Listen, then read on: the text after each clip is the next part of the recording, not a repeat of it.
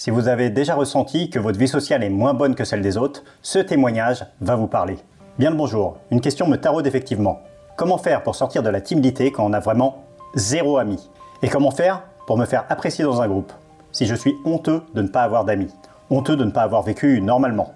Dixit, comme un ermite dans sa chambre, a bouclé sur YouTube de manière aliénante, sachant que c'est aussi vite consommé que j'ai déjà oublié ce que je viens de voir.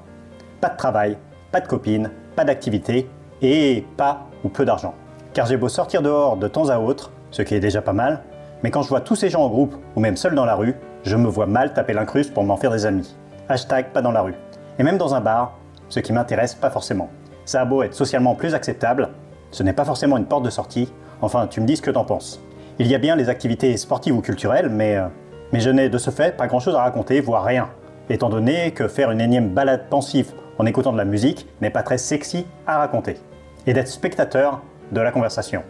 Quand par miracle, je me retrouve avec des gens, avec l'envie quand même de dialoguer, mais la frustration gagne très vite de ne pas savoir quoi dire, plus le fait de l'anormalité extrême qui n'aide pas.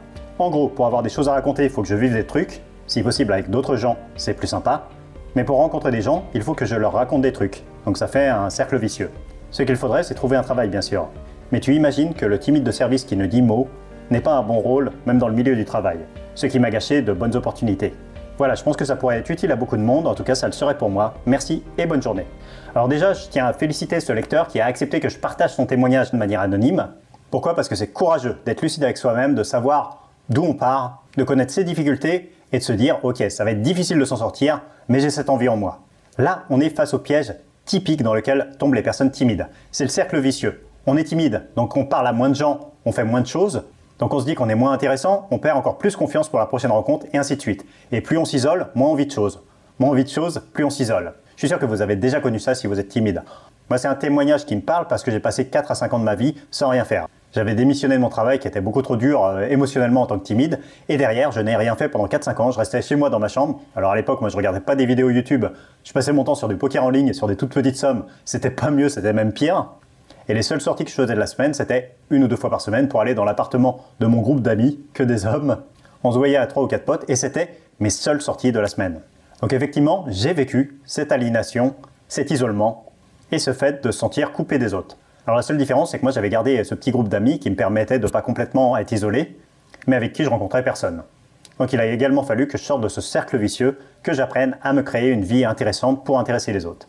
Et c'est là, je pense, où se trouve la clé du souci de ce lecteur, c'est qu'il se dit qu'il n'est pas assez intéressant pour rencontrer quelqu'un. Alors qu'en réalité, même avec son niveau actuel, il a suffisamment de choses personnelles à transmettre pour être intéressant dans une discussion.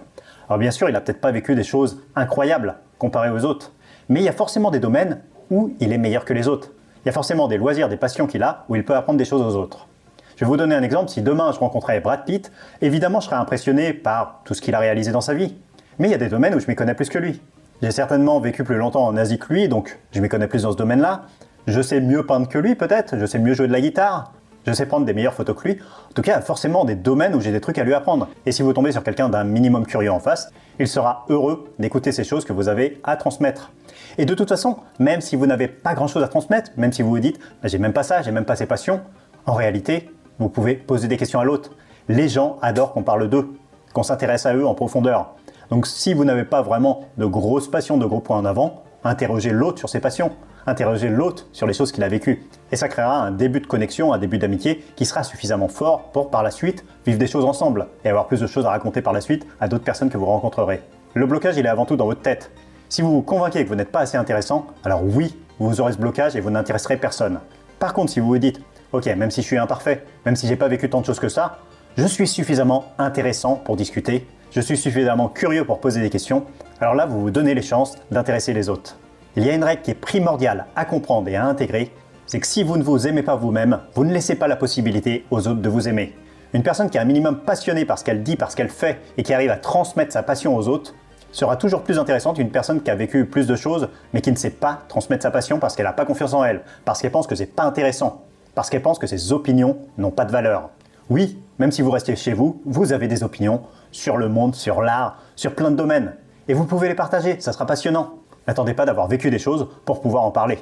Alors bien sûr, c'est toujours mieux d'avoir vécu plein de choses, d'avoir des anecdotes incroyables à raconter, mais ça, vous pouvez le mettre en place aussi sans avoir à passer par les autres. Ce que je conseillerais à ce lecteur, ça serait de s'inscrire à au moins une ou deux activités, à des cours de débutants, dans un domaine qui pourrait potentiellement l'intéresser. Ça peut être un sport, apprendre l'escalade, l'escrime, n'importe quel sport. Ça peut être un domaine artistique, apprendre la peinture, apprendre un type de danse, ou pourquoi pas, apprendre la musique. Et là, dans ces cas-là, en plus, ça gomme toutes les différences, parce que toutes les personnes qui seront inscrites à ce cours débutant partiront des mêmes bases. Vous serez tous là au même niveau, à débuter dans un domaine, à être maladroit. Beaucoup d'entre vous ne connaîtront personne dans cet environnement, et donc ça sera facile de rencontrer du monde. Et même si dans l'absolu, vous n'arrivez pas à vous créer des liens forts dans ce cours, vous vivrez quand même des expériences qui seront intéressantes à raconter. Donc n'hésitez pas à faire des choses seuls. Si vous aimez le cinéma, allez au cinéma seul. Si vous aimez le théâtre, allez au théâtre seul. Vous n'avez pas besoin des autres pour commencer à être actif, commencer à être intéressant. Si vous avez la frustration de ne pas savoir quoi dire, l'élément clé, ça va être de ne plus vous forcer à dire des choses qui sont forcément hyper intéressantes. Restez juste à l'écoute de ce que l'autre a à dire et posez-lui plus de questions.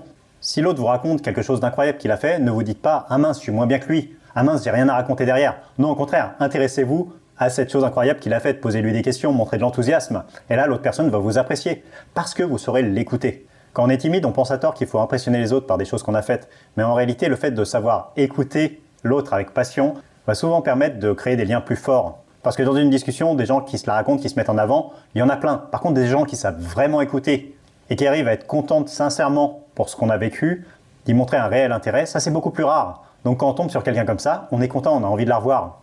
Donc même si c'est toujours un plus d'avoir vécu plein de choses intéressantes, et je vous conseille de le faire, je vous conseille d'avoir une vie de plus en plus riche, de plus en plus intéressante. Mais ne vous dites pas que c'est un prérequis indispensable pour parler aux gens. Non, vous n'avez pas besoin de ça pour intéresser les gens.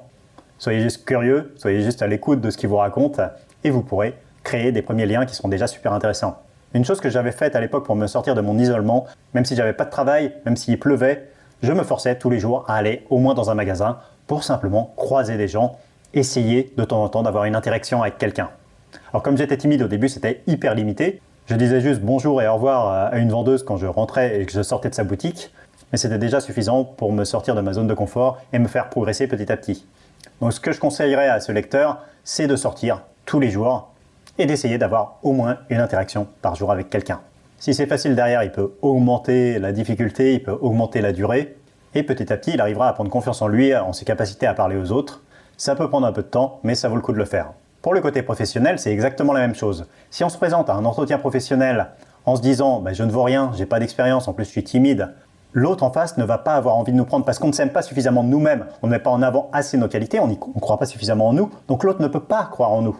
En réalité, ce n'est pas l'autre, ce n'est pas le recruteur qui nous rejette, c'est nous qui nous rejetons nous-mêmes. Parce que tout dans notre langage corporel, dans notre façon de nous exprimer, dit à l'autre « mais non, en fait, je ne vaux pas le coup d'être embauché ».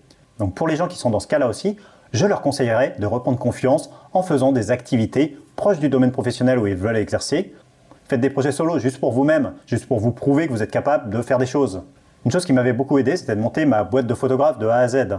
En partant de zéro, j'ai appris la photo, j'ai monté un site web, j'ai trouvé mes premiers clients. Et effectivement, même si j'étais pas très à l'aise avec les premiers, petit à petit, j'ai pris confiance en moi.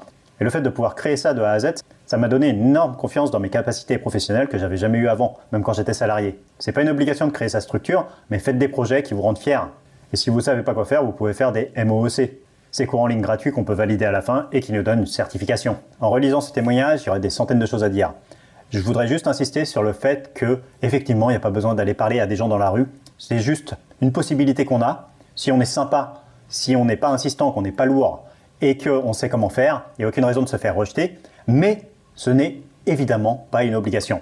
On peut rencontrer des gens de manière beaucoup plus simple, notamment sur les applications qui permettent de faire des rencontres comme les Meetup, comme Internation, comme On va sortir. Il y a plein de sites comme ça qui permettent de rencontrer des gens qui sont là justement pour rencontrer d'autres gens, qui vont vous permettre de rencontrer des gens qui sont sortis justement pour rencontrer des gens et qui donc vont être hyper ouverts aux rencontres.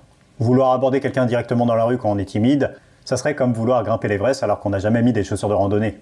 Chaque chose en son temps. D'abord, on va s'entraîner à parler à des gens qui sont ouverts aux rencontres. Et puis par la suite, si on en a envie uniquement et si le contexte s'y prête, on pourra parler à n'importe qui, en soirée, dans la rue ou en vacances. Mais encore une fois, il y a plein de gens qui arrivent à très bien vivre sans avoir besoin de faire ça. Et on peut se créer un cercle amical déjà très grand sans avoir besoin d'aller aborder des inconnus dans la rue. Donc si vous êtes un peu dans cette situation d'isolement que peut vivre ce lecteur, gardez foi en vous et surtout dites-vous que vous avez déjà toutes les capacités pour parler aux gens. Alors oui, pour l'instant, vous manquez d'expérience, mais c'est pas pour ça que vous pouvez pas plaire aux gens. C'est pas pour ça que vous pouvez pas avoir une bonne écoute active quand vous êtes avec quelqu'un, et c'est pas pour ça que vous pouvez pas vous lier avec quelqu'un. Au contraire, le fait d'être moins sorti, ça va peut-être vous rendre plus curieux des histoires des autres. Et utilisez cette curiosité. Surtout, ne vous enfermez pas dans vos pensées à vous dire « Ah, il faudrait que je l'impressionne en lui disant ça, il a parlé d'un voyage, il faudrait que je lui parle d'un voyage plus grand. » Non, ça ne fonctionne pas. C'est même contre-productif. Si l'autre vous parle d'un voyage en Amérique du Sud, intéressez-vous vraiment à ce qu'il a vécu. Demandez-lui s'il a rencontré des locaux, s'il a réussi à aller dans des endroits un peu originaux, ce qu'il a ressenti à ce moment-là. Parlez avec les émotions. Si vous arrivez avec vos questions à lui faire revivre les émotions positives qu'il a vécues pendant son voyage, alors vous ferez mieux que 99% des gens.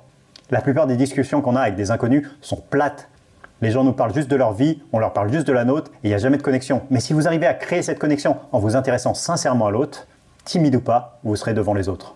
Et ce, peu importe si vous avez déjà vécu des voyages en profondeur ou si vous ne l'avez pas encore fait. Si vous dites à l'autre oh, « j'adorerais aller dans ce pays-là, raconte-moi comment c'est, raconte-moi ça a été quoi la principale difficulté quand tu es arrivé là-bas et comment tu l'as surmonté ?»